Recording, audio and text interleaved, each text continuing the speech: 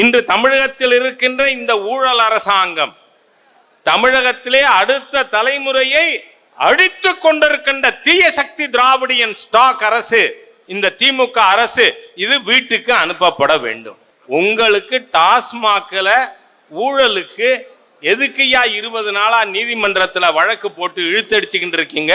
தைரியம் இருந்தால் வழக்கை சந்திக்கிறேன்னு சொல்லியிருக்கணும்ல. சொல்ல முடியாது.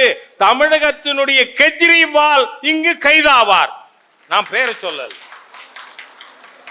தமிழகத்தின் கெஜ்ரிவால் இன்னைக்கு இல்ல, ஏப்ரல் 15ஆம் தேதிக்குள்ள இவர்கள் அதை செய்யல. அதனால வருகின்ற 10 நாட்களுக்குள் நீதிமன்றமே சொல்லும், கையை தூக்கிடுவாங்க. இதுல இது விஷயங்கள் நிறைய இருக்கு. பிரைமா ஃபேசி எவிடன்ஸ் இருக்கு. 5000 பக்கத்திற்கு இடி அறிக்கை கொடுத்திருக்கு.